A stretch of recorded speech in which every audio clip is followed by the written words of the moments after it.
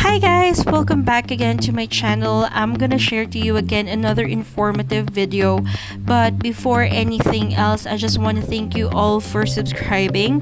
It means a lot to me. Kahit 100 yan, that's a start. So let's go to the video. So this video is all about the application that I'm using sa pag-edit ng videos ko sa YouTube. Not only for YouTube purposes but also for presentation itself. This is really easy to use and maraming option and effects na magagawa dito sa video na i-create ninyo. So yes, as you can see, it is Viva video. That's a small clip from them. On how you will be editing your or creating your videos. Okay, so let's now begin. We will open Viva Video. Ayan, let's just open it and wait for it. Ayan, go on edit. Now we will select some videos here. Let's add this Kimchu, and a few moments later. Now we can also add in between photos. Mag-choose tayo ng photos. Ayan, all good, and then hit next. Once you're done, you will see all the pictures and videos na sinelect ninyo kanina. Let's go on editing. On this part, you will see here yung clip edit. Under clip edit, meron dyang canvas where you can choose yung screen size, pang Instagram ba yan, pang TikTok. And of course, since this is for YouTube, we will select YouTube. And then hit check. And then next is trim. Ito yung pagka-cut. But I will show you later on how ang haba niya, 'di ba? Hindi ko siya kailangan. I will just click split or tap split. So nag-split na siya and then move ko lang siya doon. Ayan, pwede ko na siyang i-delete. Next is yung sa speed, of course. You can just adjust yung speed ng video para medyo mabilis siya. Ayan. Yan. Okay, all good na tayo dyan. Next is mute. For example, gusto nyo i-mute yung clip na yan kasi mag-voice over kayo, pwede naman yan. Pwede din ninyo i-adjust yung volume up to 200 kung medyo mahina yung video na nakuha ninyo. So, I will adjust it to 200. Now, the next is the transition. Under transition, ito yung additional effects sa video ninyo. You can choose any transition here. There's a lot of option, classic, erase, shutter, Roman, and special. 3D is the most transition that I use. You can just select there and mag-apply na siya sa video nyo. Now, it's easier for you to just go to the timeline and makikita niyo yung box with like parang triangle or yung arrow left and right.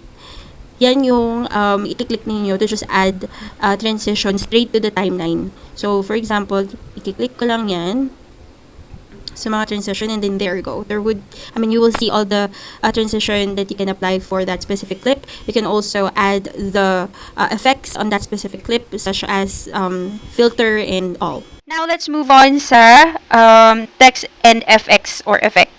Sa text and FX, may makikita kayong text. Of course, if you want to add text sa clip niyo or description, let's say, greativa journey. Yan yung gusto kong text or description. Gusto ko may style siya. You can just tap style and then you have a lot of option there. Whether gusto nyo ganyan siya or gusto nyo naka-bubble type siya. You can also adjust and move it anywhere. Animated. Mga ganyan. You can change the size. Ayan, may mga iba't ibang design pa under text. So, we can just decide whether what text you would want. So, let's try this. Parang ganyan.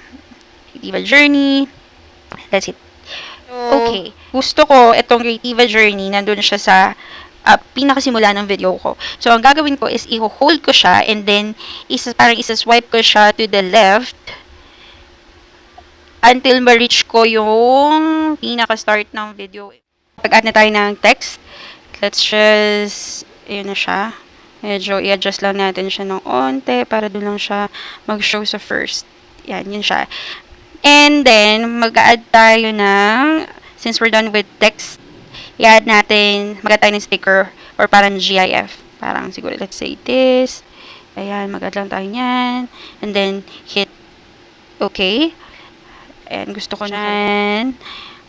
I-pinch natin para mas madaling mag-add. Ayun, gano'n lang siya mag-add ng sticker. Pakita ko ulit, maraming option ulit dyan. You have an option to search for any GIFs, yung gumagalaw-galaw, parang GIF sticker din. Ayan, maraming options for you to choose. Now, let's go to effects. Ito yung parang kanina. Let's add effect dito sa video clip na to, dyan banda. And then, yan, okay na yan. Meron na siyang effect dyan. And, what is mixer? Yung mixer, yung parang meron kayong picture, it's either photos or video GIF na gusto nyong ipatong dun sa current video na yan. So, for example, yan. Meron akong GIF sa phone ko na ganyan. Gusto ko siyang ipatong dito. Ayan. Okay, so okay na tayo dito sa text and effects or FX. Let's go on music. Sa music, madali siyang mag-add kasi pag sa add music, yan yung background niyo. So, pagka-click nyo yan, you have your own music. You can just add it. Or sa phone, sa mismong application, meron din sila dyan. Now, click mo lang kung ano yung napupusuan ninyong background music and then hit use. Now, you have an option to adjust the volume of your background kasi sobrang lakas ng 100. Now, pag mag-voiceover kayo, hindi na kayo masyadong maintindihan. Like what I'm doing, I'm adjusting this one around 15. Yan. Okay na tayo dyan. And, we're good. Okay na. Tap ka lang sa labas nun. What else? Mag-add tayo ng voiceover.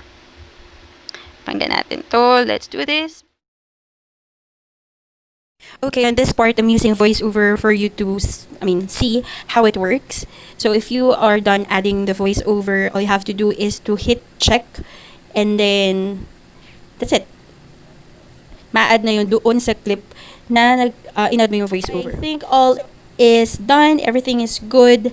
What is next is if you're done with your clip, your effects, and your video, all you have to do is to save it. Now, ang option is there's like 720p, 1080p that's available. However, you need to be VIP before you'll be able to save it with that resolution. So that's up to normal 480p for now. And there you go. Yan yung makikita nyo. It's trying to export now the video that you made. Ayan yun. That's it. That's how easy to edit in Viva Video. So that's it for now, guys. Hopefully, you were able to digest the tutorial that I have shared to you.